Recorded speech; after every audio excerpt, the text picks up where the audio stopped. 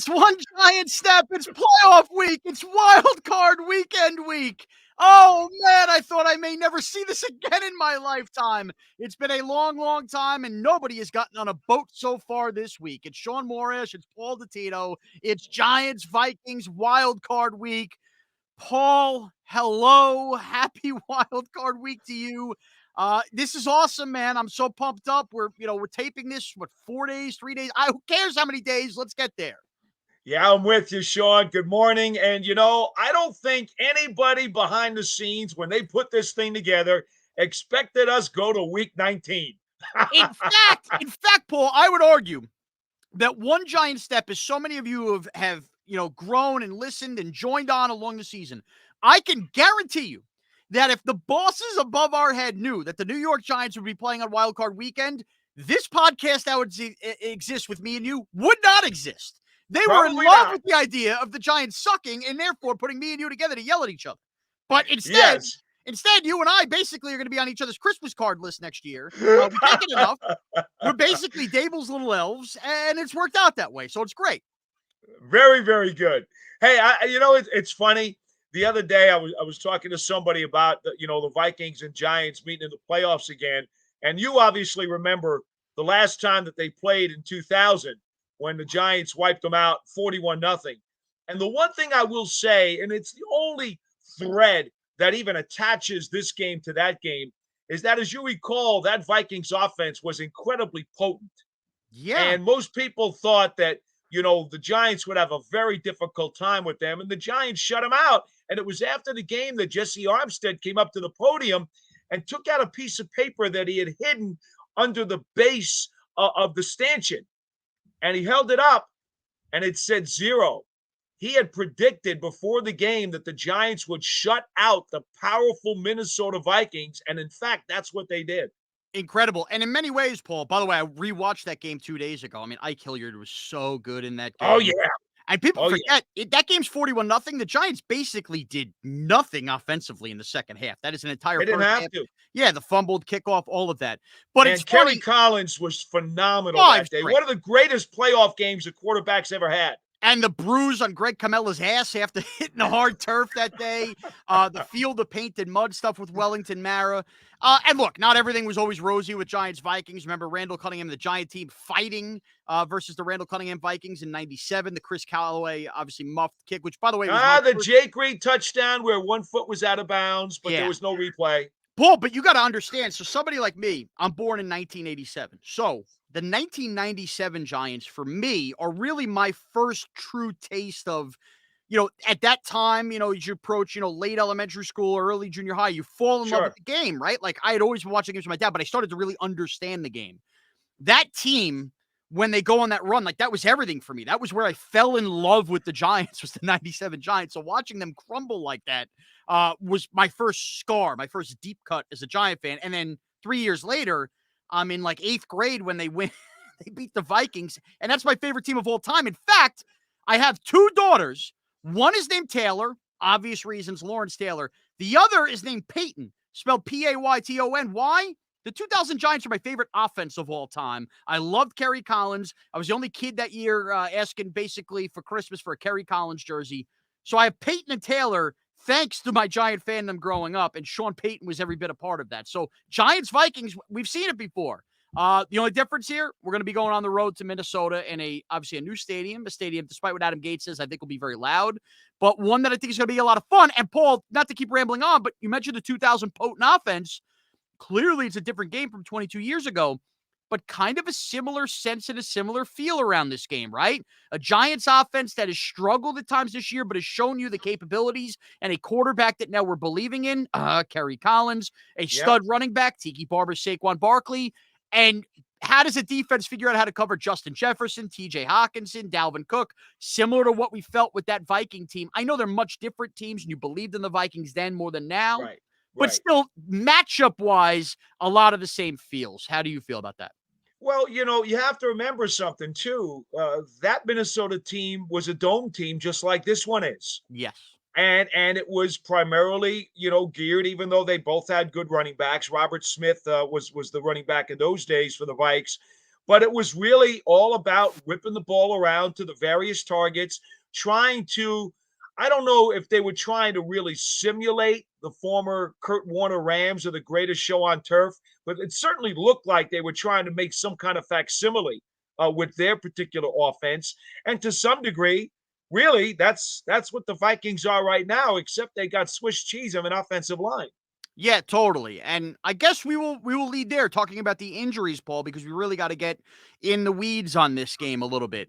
I've talked to, people I have out in Minnesota a little bit, and obviously that big deal has been made about the Giants getting healthy at the right time, and maybe the Vikings now not being healthy at the right time, which in comparison to what we saw a couple weeks ago on Christmas Eve makes a big difference. We are taping this as we always do on a Thursday morning, so we don't have clearly final injury reports. It should be noted that Bradbury, the center for Minnesota, was practicing on a limited basis on Wednesday, and there is now more optimism than there had been on Monday or Tuesday. But even so, as we know, Paul, the right tackle situation is still going to be a disaster, but as we know, it's the playoffs, right? So games where guys would sit out in the regular season now are more likely going to play. It doesn't mean they're going to necessarily be as effective as they would be if they're playing through some injuries just to try to gut this out because it's postseason time. Well, you got to remember something, Shaun. Even if he does play, and you can make an argument for the Vikings, they need to figure out, are they better off with Chris Reed, the converted guard and third string center, who's only had one start there? Are they better off with him there, or are they better off with Bradbury, who is going to be rusty, who's coming off a back injury that clearly hampered him and sidelined him for a number of weeks? If I'm the Vikings, I'm not feeling real good about either one of those guys right now. Yeah, I completely agree. And with that, Paul, I think this is very important to note. The Vikings have a negative 3-point differential. And a lot of people have pointed to that. And I think you could make the argument two ways for Minnesota. You could either say they've been in so many close games, 6-0 in one-score games, that, including that big comeback against the Colts, that maybe they're tighter as a group and maybe they're more battle-tested and they won't flinch in a tight game late.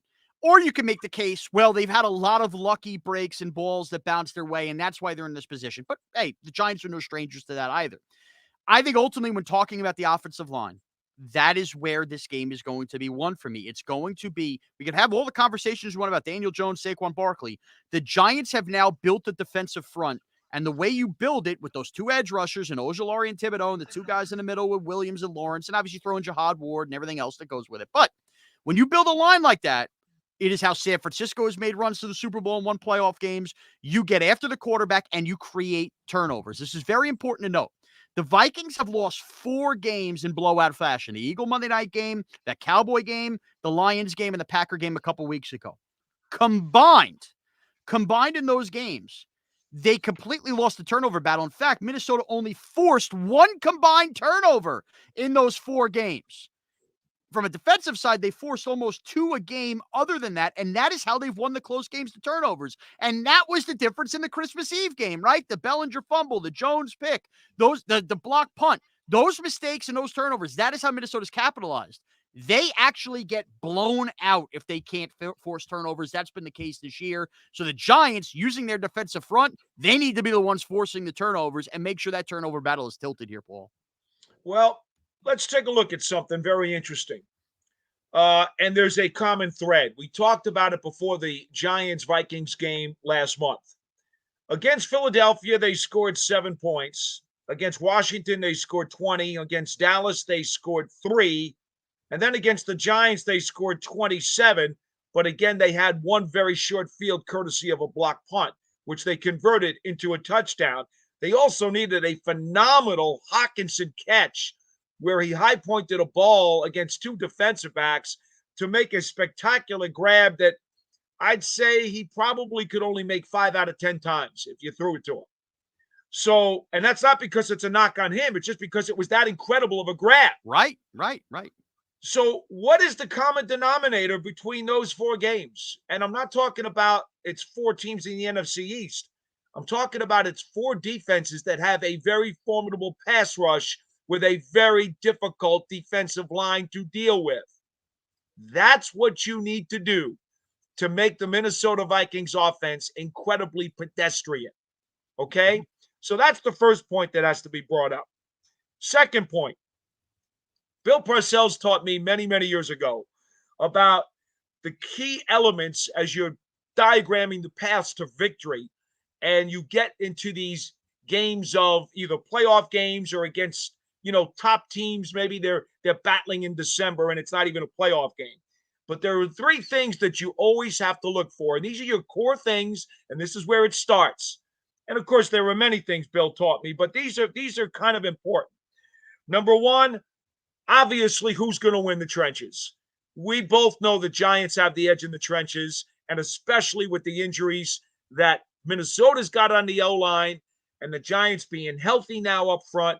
And even if you flip it onto the other side, the Vikings probably have a little bit of an edge, little bit. Daniel Hunter did a really good job against Evan Neal in the last game. Of course, Evan was also fighting a sprained knee at the time, and I wonder how much better he might be now at this point.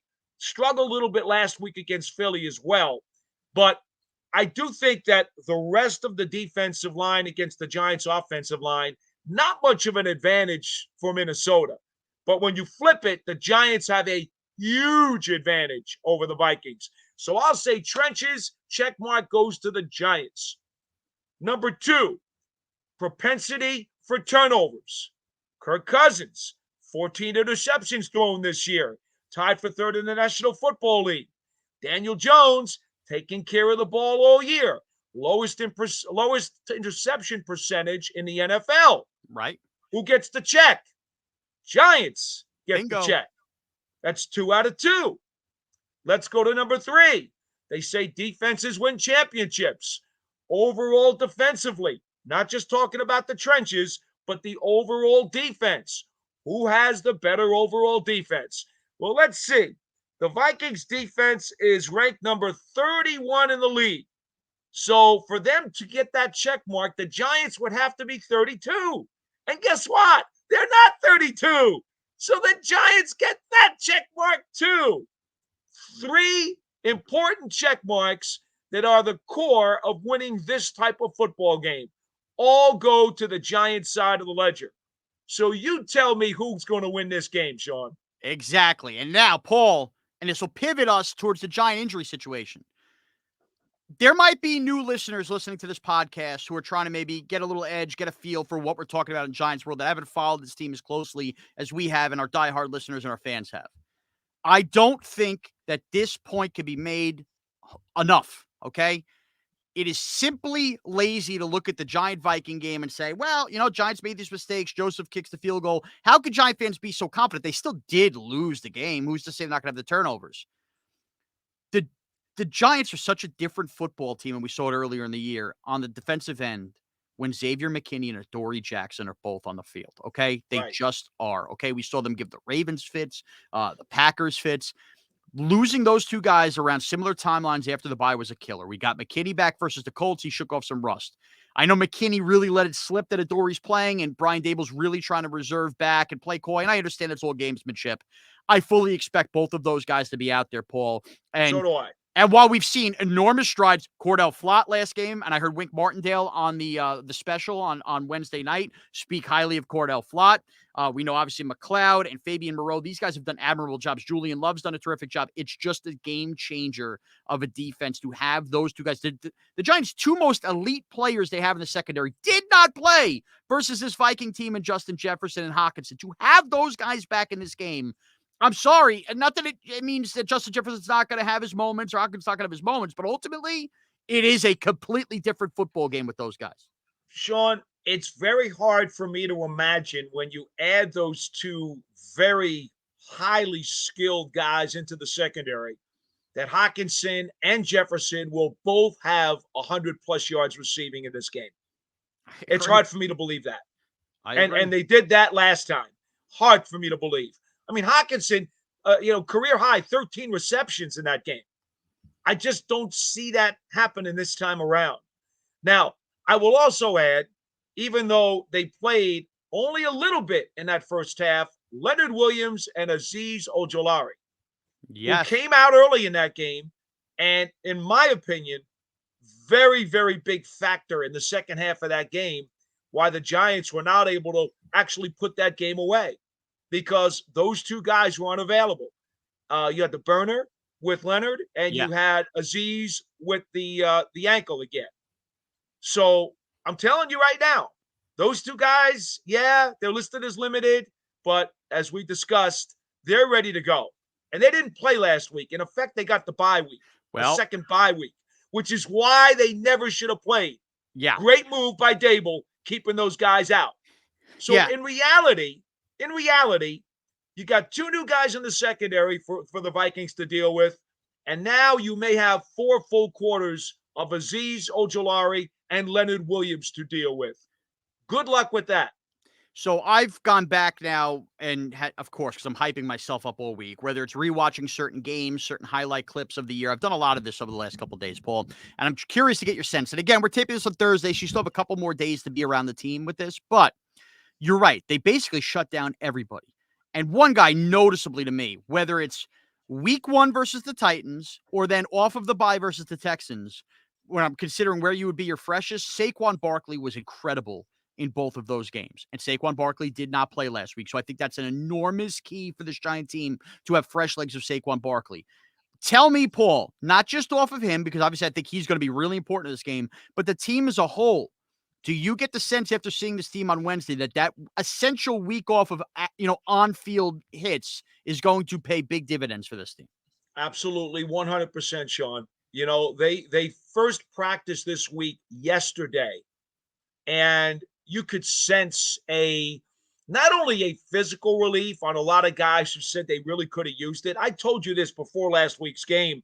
You had a bunch of guys who were really sore and aching, and their gas tank was running very, very low. Right. Not only physically did guys express how much they appreciated that time, but psychologically and mentally to give them that chance to reboot, so to speak, as all these starters who knew they weren't going to play against Philly, they became even more laser focused as they rebooted on the Vikings, a team that they had just seen only now 3 weeks earlier. I can't even begin to tell you how much of a benefit this could pay or dividends this could pay for the Giants on Sunday. I fully expect them to play their A game. And if they do, that means all those sloppy mistakes that we talked about as to why they lost that previous game in Minnesota will go away. And I think we'll definitely pay the difference or make the difference in this one. Okay, we're gonna get to our picks and our fantasy reality stuff, but I wanna play 2 quick gamey kind of things for you. I didn't even tell our producer Adam about that I thought of. Okay, Paul. Look, we've had a couple bad years of Giants football. Clearly, we both love this team with all our heart. I think that this one Giant step is a chance to be a little bit of a therapist chair for a second. Okay, we are both very positive, and we want to release the negative thoughts out into the space and get them out of our heads. Okay. I want to play a game called Worst Fear. All right. Worst fear is this: the Giants, everything that we think is going to happen doesn't happen in this game. And I want to play our worst. What is your worst fear on why this takes place, or you could envision this happening and, oh no, everything we thought of blows up? And let's take injuries out of that because that's kind of morbid.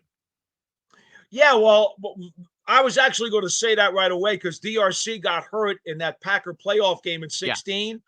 And then Rodgers immediately went after Wade and Sensabaugh, and that was the end of it because those were the two guys who split the reps in his spot, and that was the game. Okay. DRC doesn't get hurt in that game. I'm not so sure the Packers roll like they do. Yeah, I agree.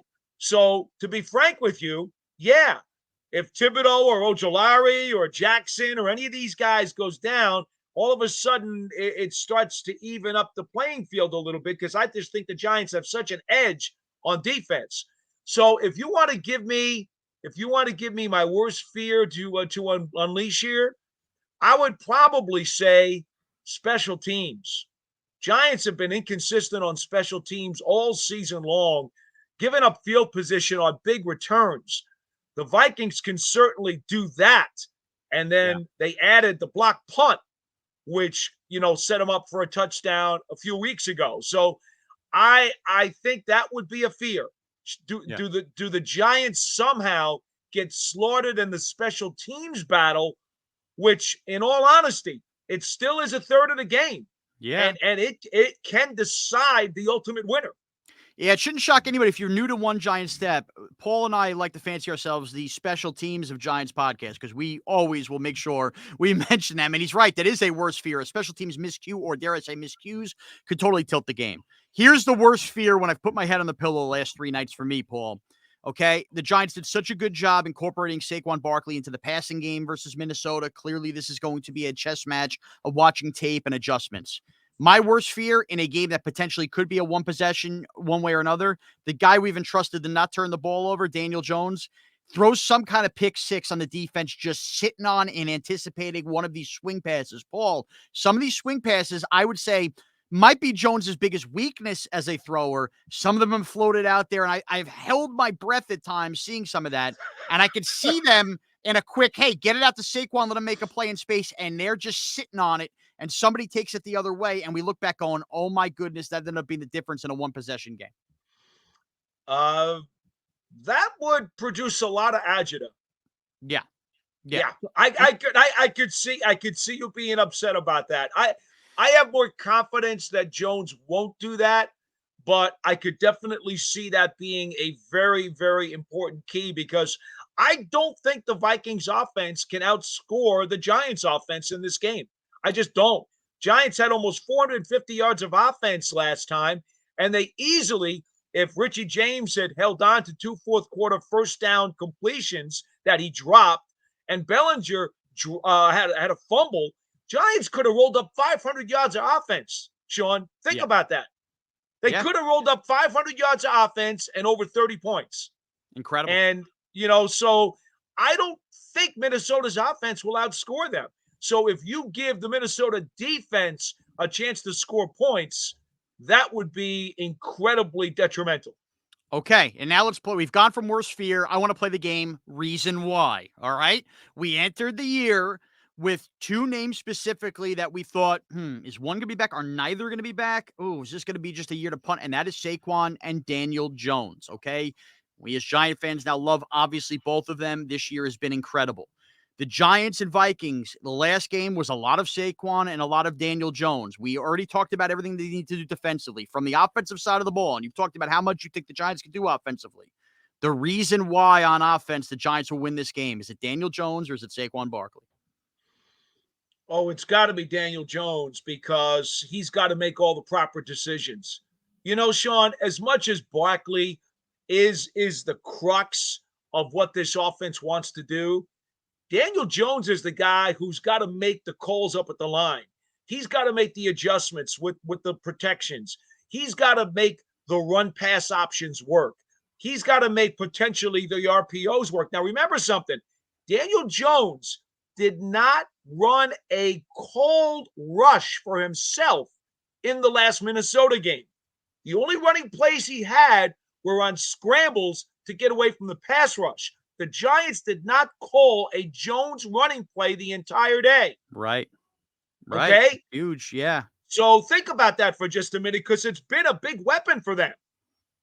So to me, Daniel has to be incredibly sharp, and he has been all year. Right. His decision-making really needs to be on point. And I would say that's got to be the crux of the matter for me, even over Barkley's ability to do what he does. Yeah, it's going to be tough to argue either point. I was going to go Saquon just because ultimately, man, it's still going to come down to the amount of touches. Saquon Barkley, now Jones touches the ball every play, but he's going to touch the ball more than any of these other weapons, and even if it's through the pass game.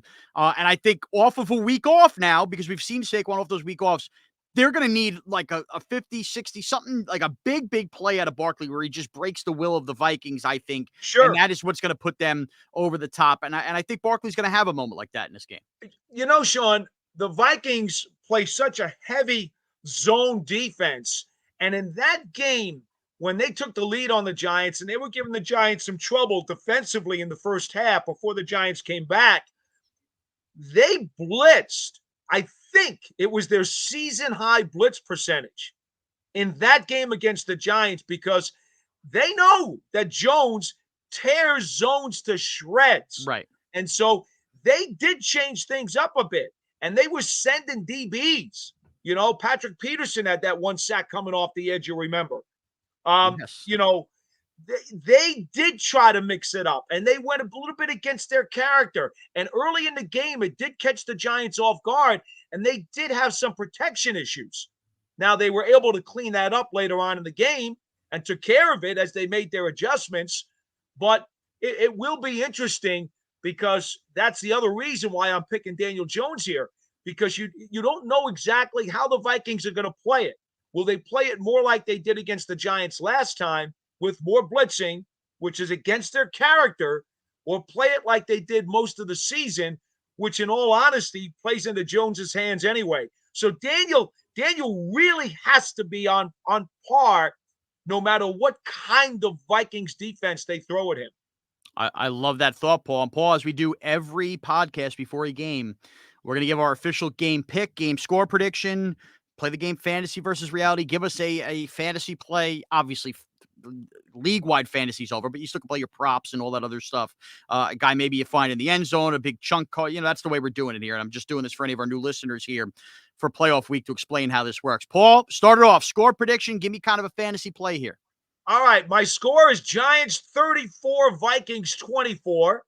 I think the game will be close going into the fourth quarter. Giants may be up by 3, and then at some point in the middle of the fourth, Jones takes them on a touchdown drive that makes it a 10-point difference, and you don't have to worry about the agita from a last-second field goal.